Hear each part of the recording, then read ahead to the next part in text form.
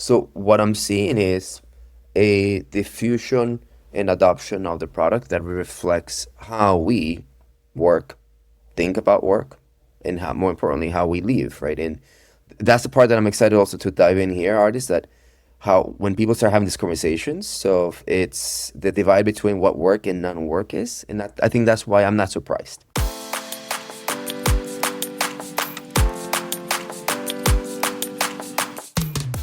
Hello, and welcome to Generation AI, a podcast where we demystify artificial intelligence through the lens of higher education and beyond. I'm your host, Ardis Kadiu, and with me today, I have Dr. JC Bonilla. He is in the Midwest, somewhere where I haven't heard before. No, I'm just kidding.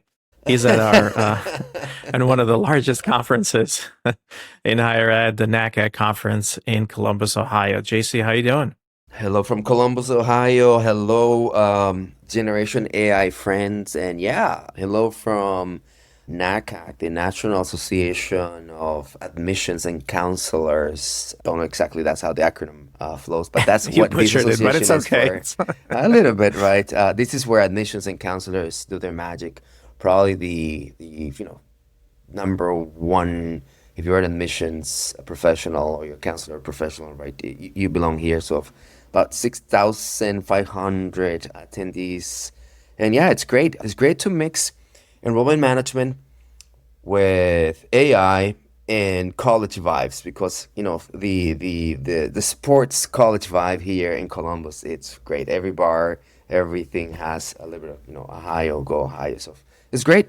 And reporting back from the field, the conversation about how AI supports operations across higher education, it's just basically dominating everything that we do here. So a good couple of days and excited to see how Element, continues to also lead that conversation among other, technology providers.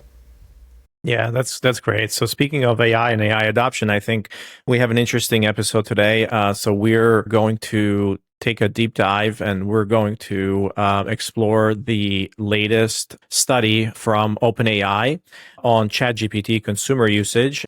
This study, and it's essentially in collaboration with National Bureau of Economic Research. It's a working paper and a very, very deep study between OpenAI economic research team and Harvard economist David Deming, and also in collaboration with the National Bureau of Economic Research. So it basically draws on a huge, large scale, analysis on 1.5 million conversations on ChatGPT to track how consumer usage has evolved since ChatGPT launches 3 years ago. Given the sample size and obviously 700 million weekly active users on ChatGPT, this is the most comprehensive study of actual consumer use of AI ever released, which makes this really, really relevant for our audience. It makes it really relevant for those leaders. And we want to dive into this and kind of dissect and figure out what this research is telling us and what are the trends here and what we should look out for. We'll kind of bring a little bit of our, purview to that, or we'll bring our take to it as well.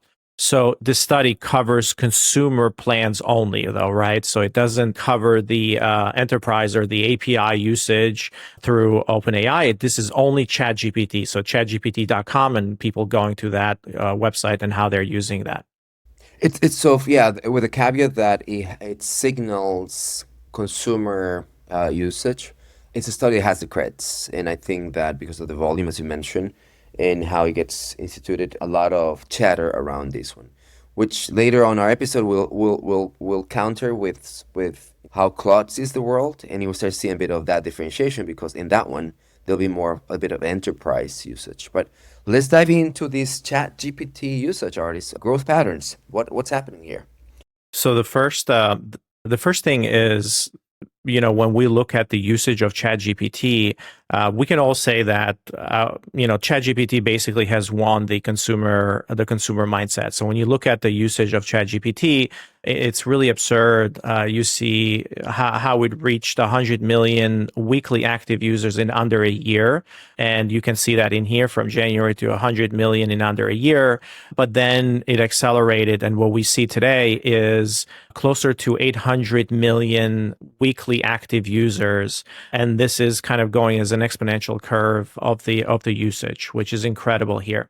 What we're talking about is, this research. There's a paper, and if you're not watching us on YouTube or if you're not looking this through our video, we're just going to be referencing a whole bunch of the graphs and a lot of the charts and the data that is in the report, and we'll go through it.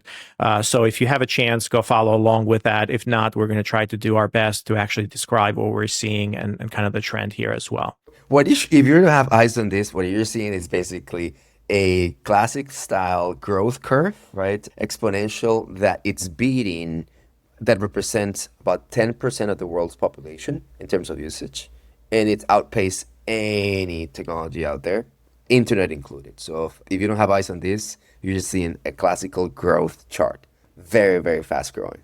Yeah. So one of the other things that we're seeing here as well is not only has the active users, so for example, this is how many people are actually using it, but also how much are they using it? Like, what is the interaction? And what you're seeing, what we see is that the message volume, the daily message volume from ChatGPT consumer plans, like that has accelerated tremendously as well, and has grown even faster than the user count. We're seeing here that cohorts that have been around for a long time, the usage has kind of been steady, but then as new users come on board, the usage of those users, the message volume has increased up to 7 or 8 times on average. So they're using about 7 or 8 messages per day on average. So imagine now, this is incredible. Thinking about, you have a question, you probably go in there, you ask it. You asked that conversation once, but now this volume is increasing drastically and going back and forth with the chatbot. So huge growth there in the back and forth on the messages themselves. And where in 2024 we saw that being maybe 2x messages, just asking very simple questions. Now those conversations are going even higher than that. So let's move on, JC. So ChatGPT also has become kind of a global tool, and yes, what we're seeing here is kind of the adoption in low-income countries is rising much faster and reaching this high penetration far quicker than any other technology before. If you think about the internet, it took the internet 23 years for 90% of the usage to be outside of North America. And we're seeing that for ChatGPT, the usage is less than 3 years. So it's taking less than 3 years for 90% of the usage to be outside of the US, as part of this data. So what are your thoughts around that? I mean, combining the two, right? The first, that when we see that a lot of the growth came from both new users, right, but also the increased intensity of current users, then as you double click on how it is regionalized, the disparity of infrastructure, right, where low economies, low GDPs, I would say I'm going to see that intensity being augmented more on high GDP, high economies. That's not being seen. It's an actual reverse relationship. I think that is fascinating. I think it's very interesting to just note that this phenomena of, I'm gonna chat GPT XYZ, right? It's happening on places that I did not think was going to be there today, right? So it's a global phenomenon, as I said.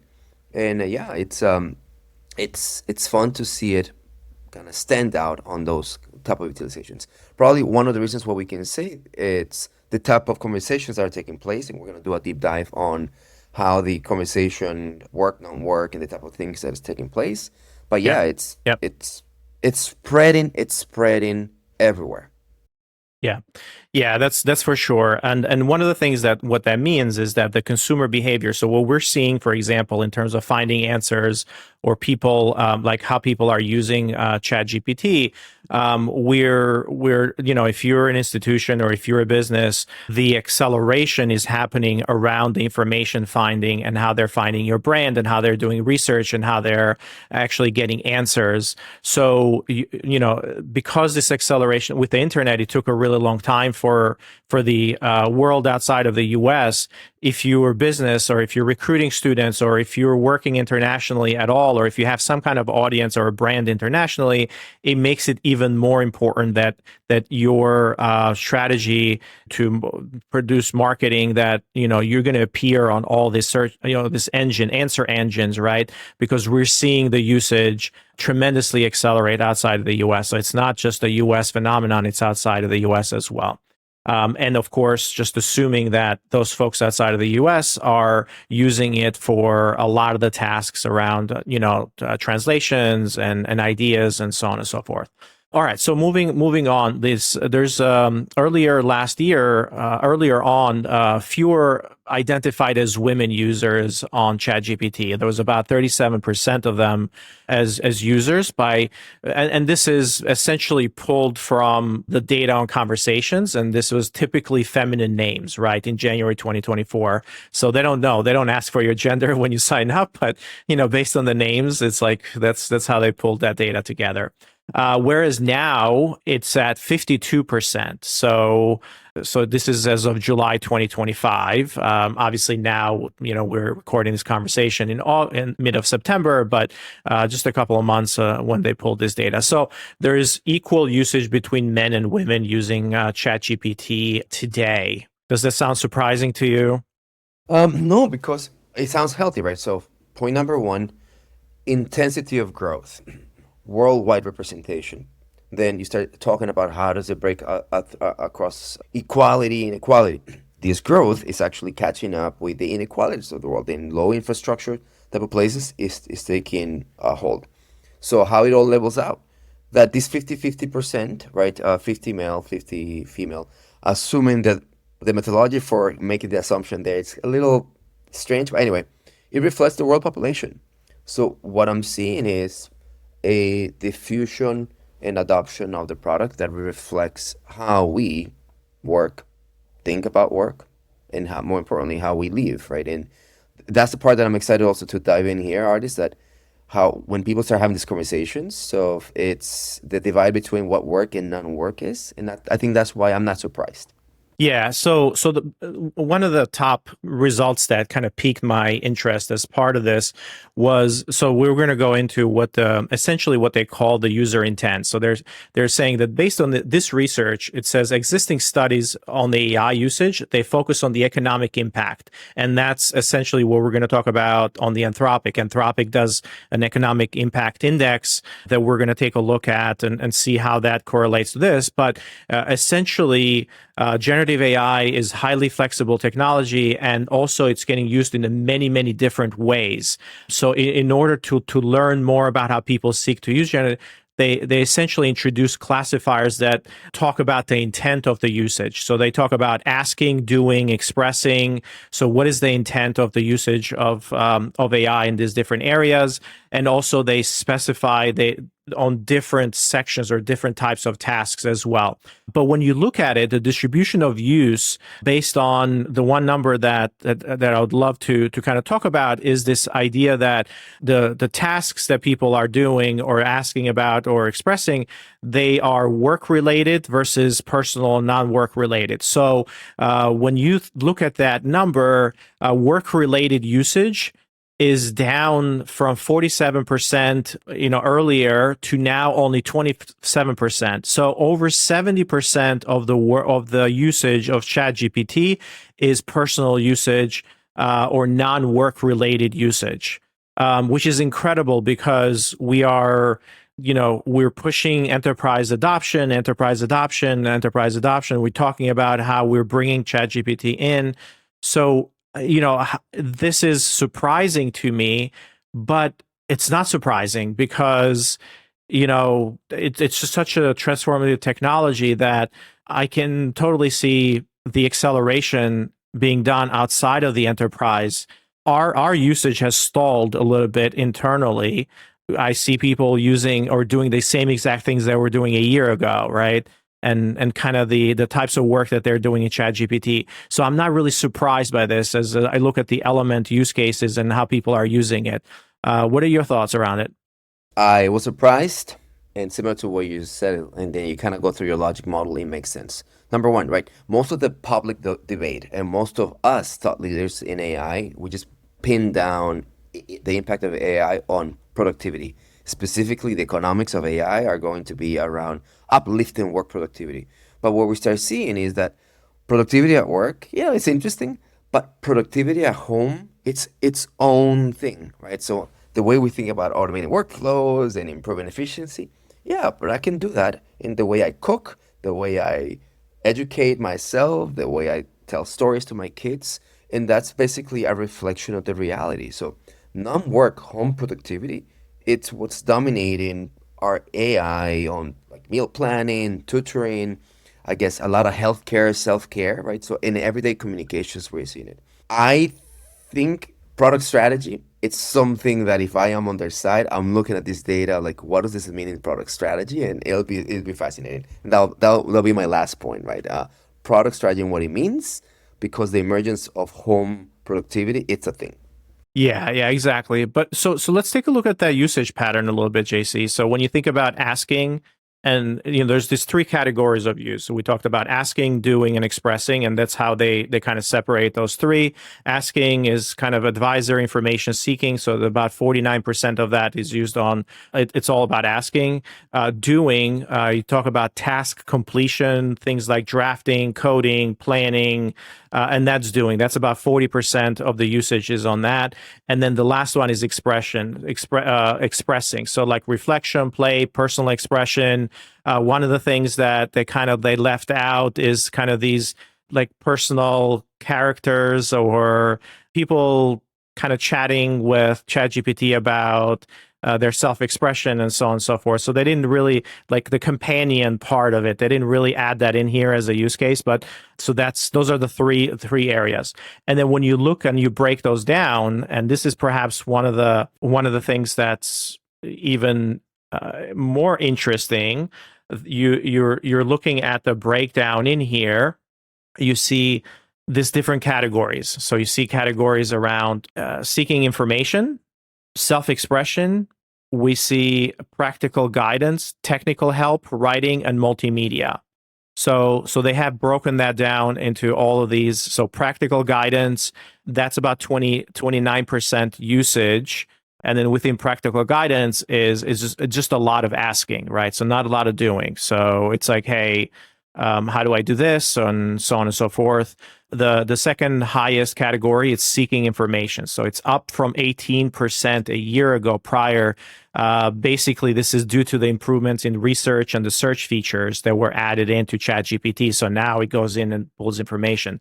So this is yet another data point that 1/4 of the usage is in seeking information. And this is up tremendously between last year and this year. And it becomes even more relevant now when you start thinking about your brands and how people are finding information on what kind of things they're going to ChatGPT about. So your brands need to be in there. So if you're looking around and you're saying, hey, what's the fastest growing channel? Well, it's actually ChatGPT, or it's actually this generative AI tools. The third one is writing, with about lower than seeking information to about 24%. So this is in steady decline, and maybe because users are discovering different use cases and they don't use it for writing anymore. So the other use cases are kind of taking over this particular one.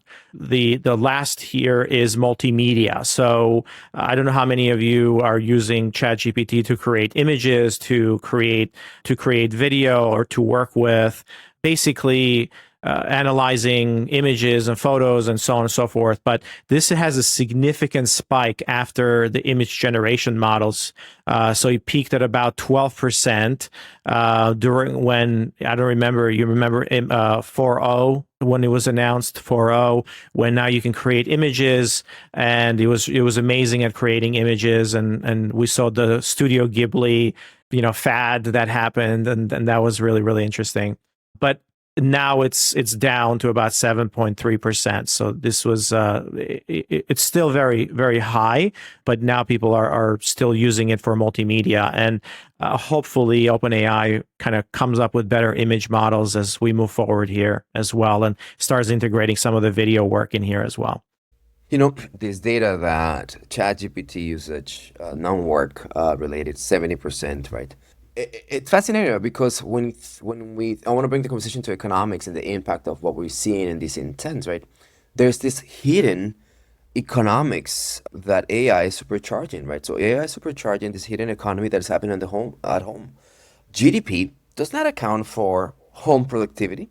GDP is a reflection of how economy is manifested, and we've been trying to pin all this impact of generative AI and whatnot to economic standards.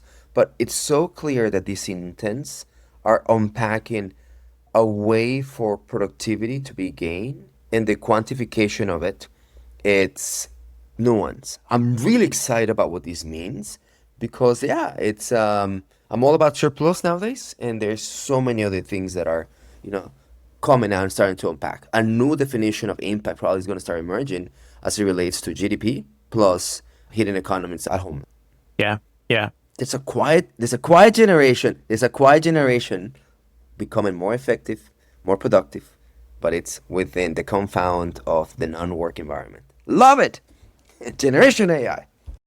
I don't know. I don't know about. So the whole idea that we've been pushing and talking about is how has this, adoption fitting into our enterprises, making things better, faster, more productive for everybody.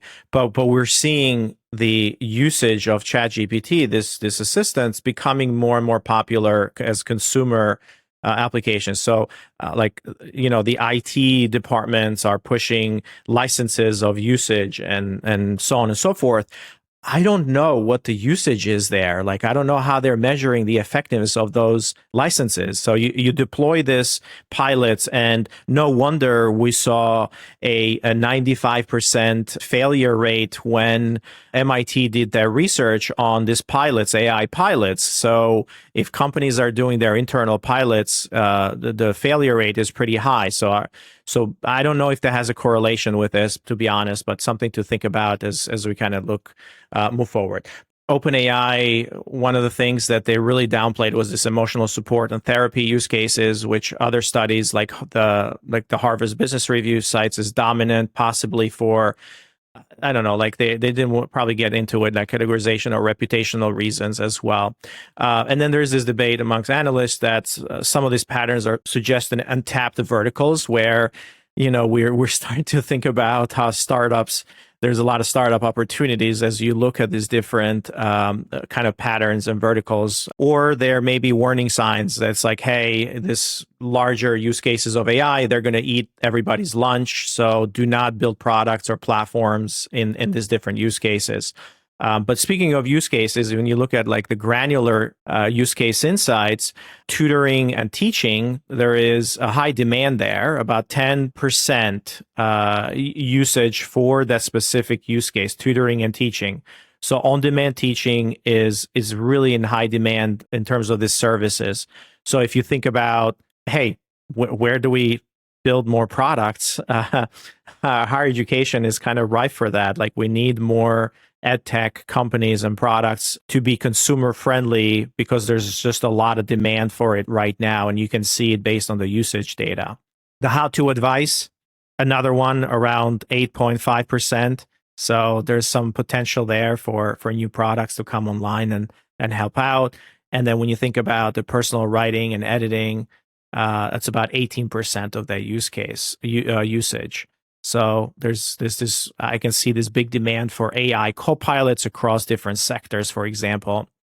And in this case, is like sales or legal, HR. Obviously, we're seeing it for ourselves in here, where we are adopting a couple of different copilots in here, like meeting copilots, and how do we build certain GPTs that you can write better, and so on and so forth.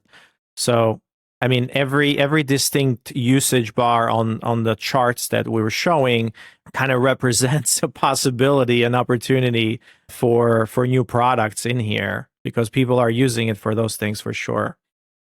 And this is where, as we see this usage and use cases, every bar chart that we show here it looks like a potential startup to me, artists. I really like, oh, so we can all go into tutoring and teaching, or maybe the how to advise or emotional aspect of it.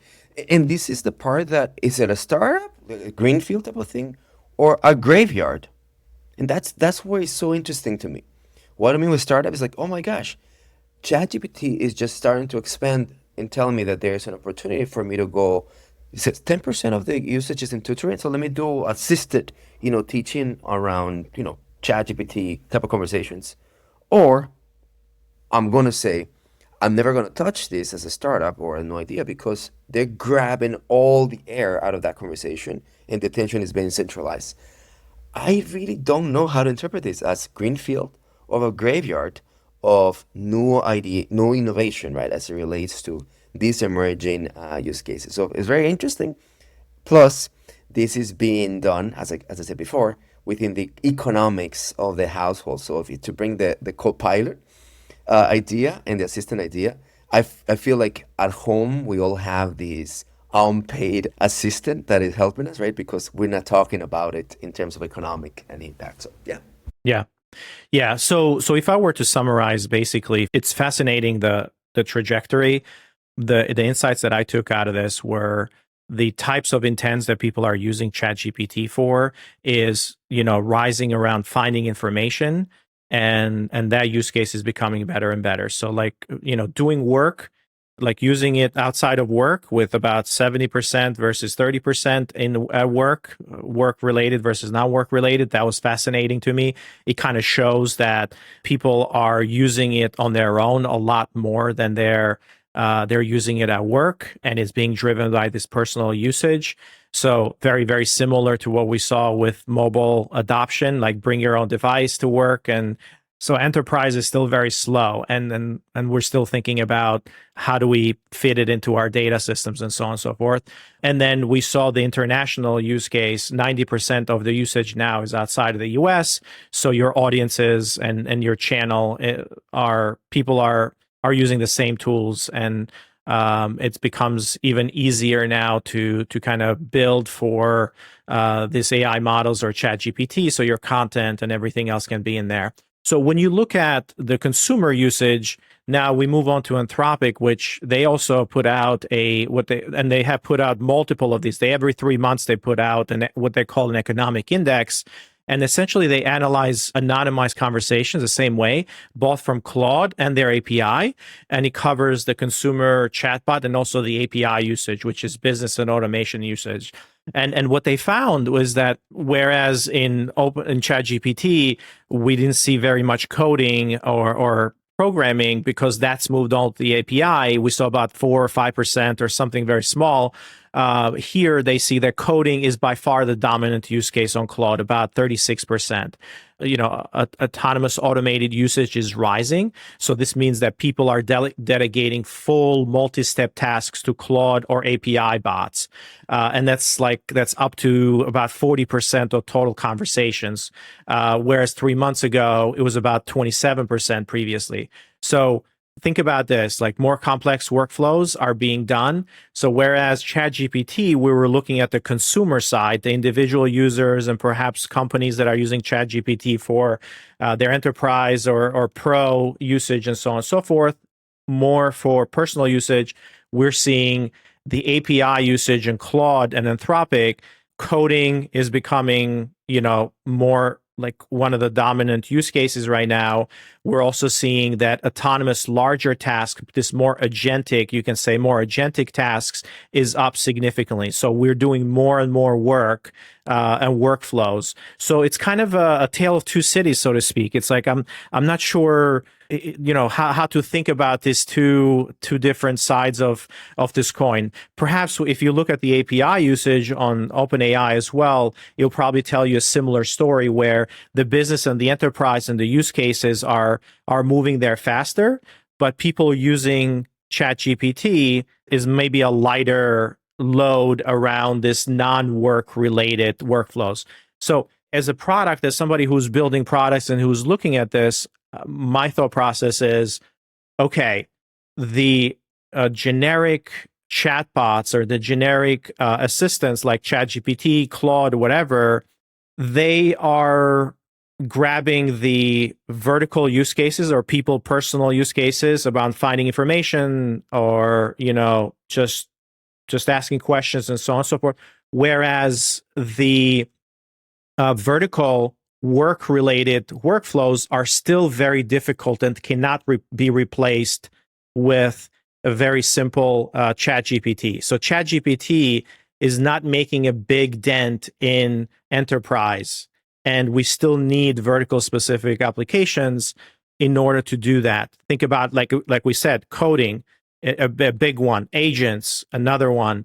So you need companies like Element 451 to bake those into products, into agents, and then enterprises and institutions buy those agents, and then they get the work of AI or the benefit of AI through those agents, rather than just using a generic like ChatGPT and saying, okay, I'm going to benefit, my whole organization is going to benefit because I'm adopting ChatGPT. There's just so many things that can go wrong, from prompting to standardization to all these different things. I don't know. That's how I'm thinking about it. What are your thoughts?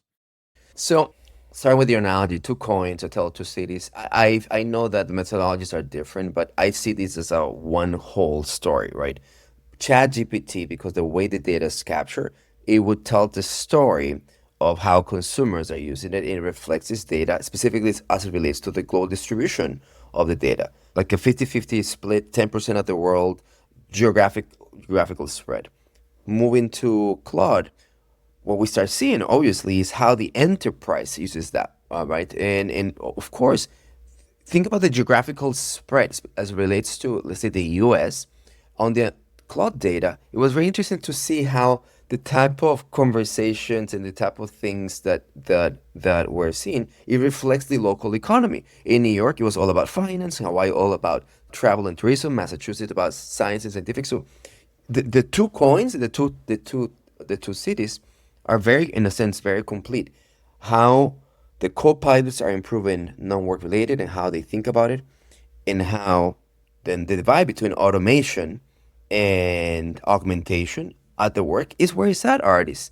And this is so that's, I guess, my last component. On Claude, what I find is it's fascinating. It's all right. If Claude tells me a better story of how we use it at the workplace and how the elements of the world, or you get your, at work, whatever you do, you get your own AI tech stack. We're having the divide of what I need to automate and where I start doing my augmentation. And in the data, the type of automation tasks on Claude have a decline, artists. The low-hanging fruit for automation, it's done, in my opinion. And some of us organizations, and I see that element, we're starting to struggle to see which one are the next use cases that we could automate, and they become harder, right? So there's a really interesting story of where the automation at work is going to take place and the type of tasks that are going to be grabbed. So I'm looking forward the next round of research that comes from Claude that tells us the story of where automation is taking place. But automation has increased. It's just the tasks that it's doing are slightly different now. Yeah, exactly. I think the automation is increased drastically when you're looking at it through kind of how fast these models are getting, and kind of what the work is, what type of work they're allowed to do now. The deep research has become indispensable for us, as we're, as any topic right now, we start with deep research. So those are becoming more and more relevant. So JC, when you look about, from the Anthropic side, think about like the major bottlenecks that we're seeing right now is Anthropic is saying that the report says that the major bottlenecks are around data, context, readiness. And this is a question, this is something that we've been talking about before, where the high level use cases, or the one shot tasks that you can get done in ChatGPT, those are, or like basically asking the AI to go back and forth and help you kind of navigate through something. But if you want enterprise usage, the enterprise has very distinct data and context.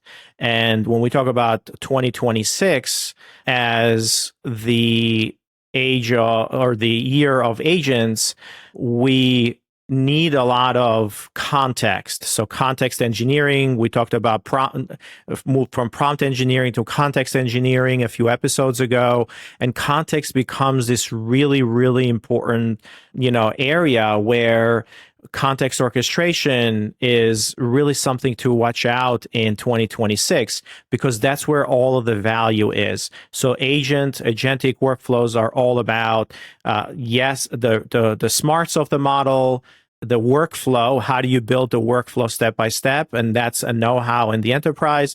But then it needs the context. Context is super important to answer questions, to understand what the data is, to do the analysis, and so on and so forth. So that's the proprietary part that's a bottleneck right now for a lot of enterprises, and they're not really set up to do that.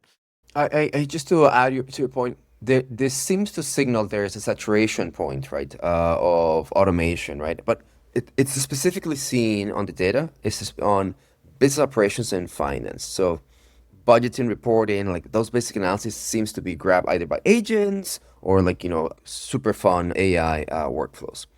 I think what we are starting to see now, and this is where MCP protocols, things that we've been talking about here about connectors, is where it's going to become really interesting. And that's probably what is going to be the counter to this bottleneck effect.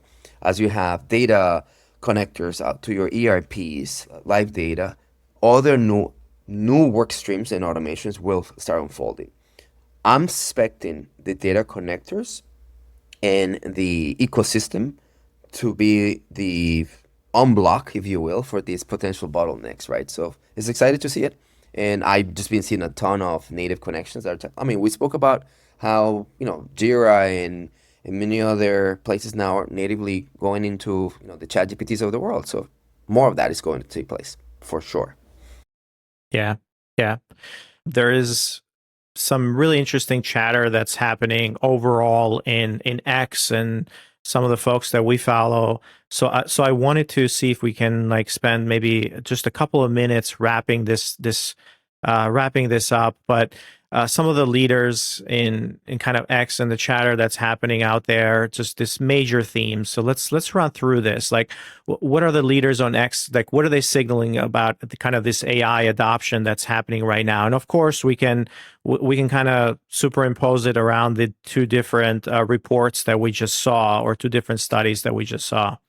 All right, let's do it. Let's jump in. Yeah, cool. So budgets are increasing. So exec sentiment is strong. Many plan to boost AI budgets and stand up governance this year. So that's one of the sentiments that's available. And we obviously this is a common one. Everybody's spending more on AI. We're seeing it. There's AI budgets. If you're a leader that is not investing in it or don't have a separate budget line for it, this is probably one of the big things that you should be planning for, not just 2025, but 2026. It's a major year that you should have separate budget lines and start thinking about what that looks like for the year. Capacity is greater than cost. Leaders prioritize capacity and workflows impact over pure cost savings. AI is expanding software, TAM, not compressing it. It's just basically, this is linked to your prior comment on budget. This is not slowing down. Yeah. So agents are really moving from buzz to production. So we talk about, 100%. We've seen things like the MCP, Claude with MCP, Gemini agents. We've seen Agentforce, Copilot, Element, Bolt. A lot of these are moving into production, and they have been in production for quite a while with Element Bolt. So we're seeing a lot of that, and now we're seeing the ROI that's coming in from that as well. But others are also being, there's real measurable results and cost outcomes as part of these, right? So success correlates with integration into the existing enterprise platforms and data. Super, super important. So agents are important, but the success correlates directly in how they're integrated with the existing enterprise platforms, which obviously, I'm a little bit biased around this, but you can't, agents that are that are just point solutions don't have the context, they don't have access to the tools. So they're it doesn't matter how smart the models are, they are not going to perform as well as agents that have access to the context, to the data. They're integrated directly with a system of record, like our Bolt agents are. Obviously, that's a, we have a particular point of view on that. Our agents also obviously integrate with Salesforce and Slate and all the other things, but that's going to be something that's going to keep an eye on. I got a good one. Trust and benevolence still matter, right? So the conversation hasn't disappeared, right? Employee trust remains a limiter. Many of us, we see that when we dropped technology, like, can I trust it or not? A lot of our clients and the universities that we support, they still talk about hallucination as a problem. Like, they start the day with with those limiters. However, at the same time, industry specific AI and explainability is becoming so much better and is helping on adoption. Reasoning, in all the unpacking that we can do on the black box of AIs supported by agents, it's making this conversational trust and easier to manage. And I'll leave you with this one, so you can do probably the last one for us in the show. What is working right now? It's that AI being deceived is not working. So this is done by AI. As such, I would process and interpret as AI produce versus I don't know where this is coming from, right? That deceptive aspect, I don't think it's working really well. And specifically as it relates to trust, that's the game changer. Yeah. And so one of the things that obviously, again, we talked about bottlenecks, but companies are adopting hybrid models, right? So orchestration is a bottleneck. It's like, how do you plug it into your workflows? We're seeing That's here an hard. element That's as well. hard. But It's hard. artists, this is, for example, one of your superpowers, right? That some orchestration also is a talent. Not only is a technology problem, right? Not everyone is an integrator, orchestrator, and yeah, it's a hard one. Yeah.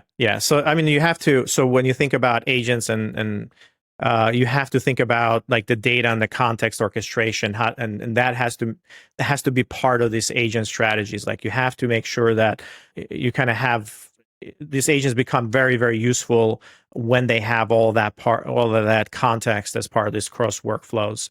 So when we kind of think about this in terms of higher education, what's going on? What we're hearing is there's again, the adoption is slower. There's a minority of institutions that see themselves as AI leaders, and kind of many feel behind a lot of their peers.